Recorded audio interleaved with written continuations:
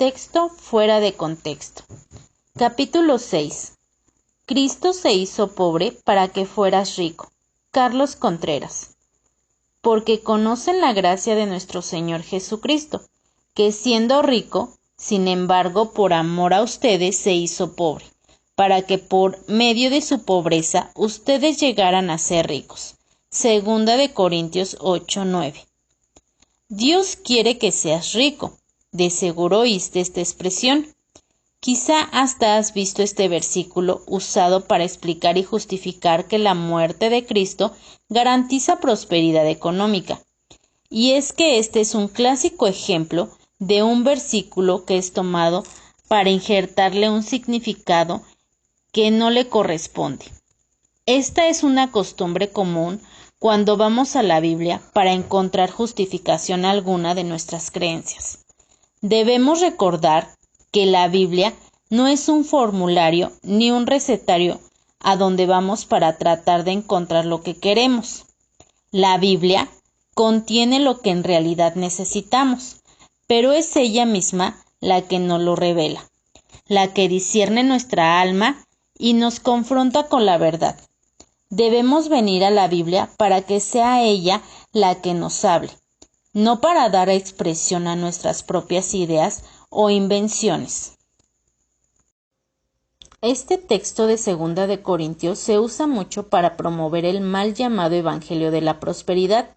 Digo mal llamado porque no es en verdad un evangelio, no son buenas noticias, es una terrible distorsión del Evangelio de Jesucristo, una deformación del asombroso mensaje de que Jesús vino a morir por nosotros para darnos vida en Él y con Él por toda la eternidad. Este Evangelio rebaja esas buenas nuevas al cambiar el objetivo de la muerte de Jesucristo, ya no para llevarnos a Dios, sino para que tengamos una vida de prosperidad y holgura en este mundo.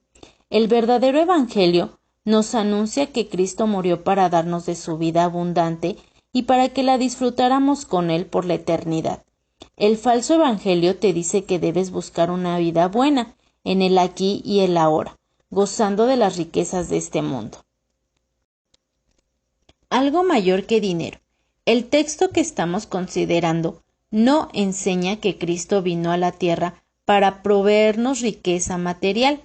Tiene otro significado, uno de muchos mayor importancia. 2 de Corintios 8:9. Inicia con el recordatorio a los corintios de que ya conocen la gracia de nuestro Señor Jesucristo. Esa es la gracia de Dios, en referencia al verdadero Evangelio, la gracia manifestada en la iniciativa de Dios mismo en venir a rescatarnos de nuestra perdición. Ellos ya la conocen y deben recordarla siempre.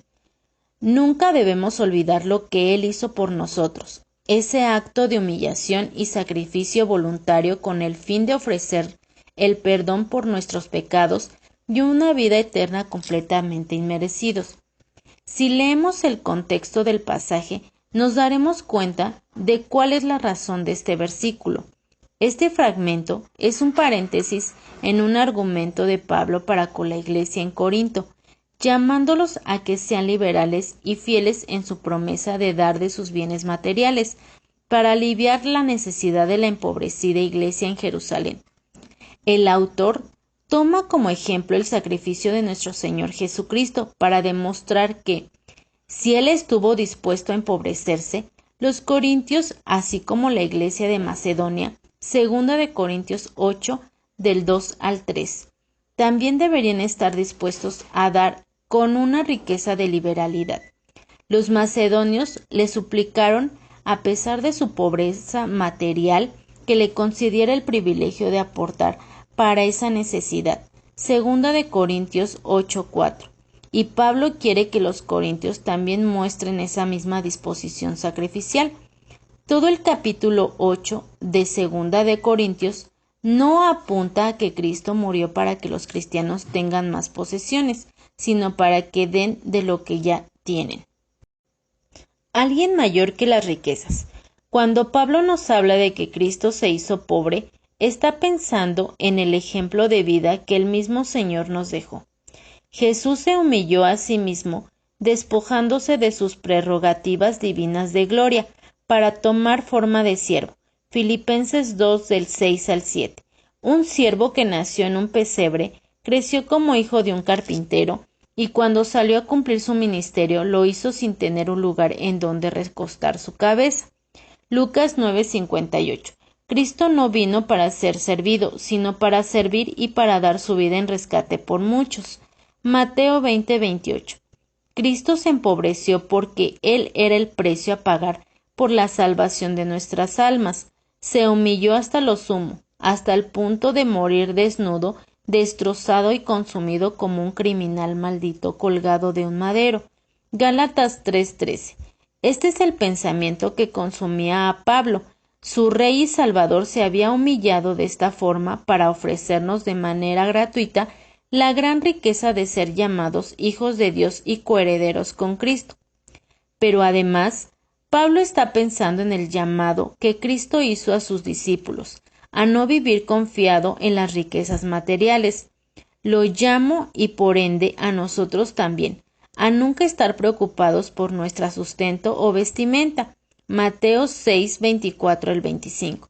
Porque Él es capaz y suficiente para cuidar de nosotros. Nos alertó en contra de confiar y servir a las riquezas, pues son engañosas y destructivas. Mateo 13:22, Primera de Timoteo 6:17. De hecho, nos advirtió que a los que tienen riquezas les es muy difícil entrar en el reino de Dios. Marcos 10:23.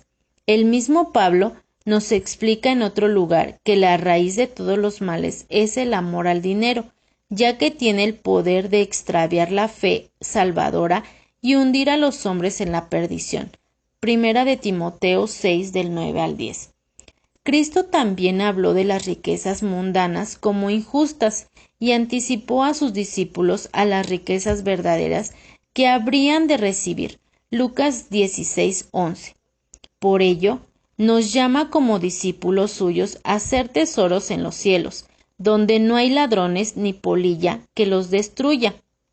Y lo hace en el contexto de estar aún dispuestos a despojarnos de las cosas materiales, siendo generosos con los pobres. Mateo 19:21, Lucas 12:33. Esto está en el total oposición con un pasaje de enriquecimiento terrenal y es coherente con lo que leemos en 2 de Corintios 8:9. Cristo nunca afirmó que vino a morir para hacernos ricos materialmente. Al contrario, vino para hacernos libres de las riquezas materiales. El problema de malinterpretar. Entonces, ¿por qué es tan peligroso que algunos tuerzan el significado de este pasaje? Porque rebajan la riqueza del significado del sacrificio de Cristo. Es una terrible depreciación del gran valor del sacrificio de nuestro Salvador. Es darle a la muerte del Santo Hijo de Dios el despreciable valor de cosas temporales y vanas. Es decir, que Cristo descendió del cielo y se encarnó en el evento más significativo de la historia del hombre, para que pueda tener un automóvil nuevo. Jesús vino para ofrecer verdaderas riquezas espirituales, vino para ofrecer riquezas de bondad, paciencia y compasión para aquellos que merecían su justo juicio y condenación. Romanos 2:4. Vino para llamarnos a recibir de las riquezas de la gloria de su herencia en los santos. Efesios 1:18. Y a que vivamos por su bondad, manifestando continuamente evidencias de las sobreabundantes riquezas de su gracia para con nosotros, sus amados. Efesios 2:7. Son estas riquezas de su gloria las que nos llenan de gozo inefable. Primera de Pedro 1:8. Y nos fortalecen con su poder en nuestro ser. ¿Qué mayor riqueza pudo haber mostrado Dios para con nosotros, en que siendo aún pecadores seamos ahora llamados hijos de Dios? Primera de Juan 3:1. Perspectiva correcta. Pero entonces, ¿no es legítimo que una persona busque salir de su pobreza material? Creo sin lugar a duda que es legítimo que se busque aplicar principios bíblicos, como el trabajo diligente, la frugalidad y el ahorro. Y creo que Dios por su gracia prosperará a esa persona. Pero el apóstol Santiago, al poner el ejemplo de los pobres, nos dice que Dios los escoge, pero no para enriquecerlos materialmente, sino para que sean ricos en la fe como coherederos del reino. Santiago 2:5. También el autor de Hebreos nos recuerda el ejemplo de Moisés, que escogió identificarse con el penoso oprobio de Cristo antes que con las riquezas de los tesoros de Egipto. Hebreos 11 del 24 al 26. El creyente virtuoso y maduro debe buscar identificarse con los sufrimientos de Cristo antes que con los placeres y bienes que este mundo ofrece. Pablo y los apóstoles consideraban un privilegio que a los creyentes se les considera participar de los sufrimientos de Cristo. Romanos 5:3, Filipenses 1:29, Primera de Pedro 4:13. La Biblia nos enseña que las tribulaciones de este mundo, incluyendo la pobreza, son oportunidades para crecer en piedad y para glorificar a nuestro Dios por medio de nuestra respuesta en fe y confianza de que es Él quien tiene cuidado de nosotros. Debemos procurar ser fieles en nuestro trabajo y aplicar principios bíblicos de mayordomía con los recursos que Él nos ha dado, pero no por amor al dinero, sino por amor al dador. Y aun esto, como Pablo instruyó a los corintios, es para abundar en dádivas a los necesitados, no para aumentar nuestras posesiones. Conclusiones. Este pasaje en 2 de Corintios es un hermoso recordatorio de la magnanimidad del Evangelio de Jesucristo.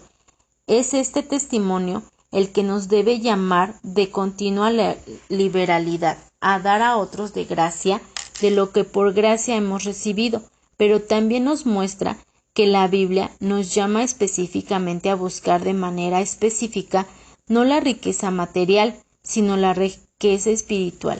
Somos llamados a ser ricos en Cristo, a buscar la riqueza que procede de un verdadero y profunda comprensión en el conocimiento de la persona de Cristo. Colosenses 2:2. Él es, a fin de cuentas, nuestra máxima riqueza, Él es nuestro absoluto tesoro.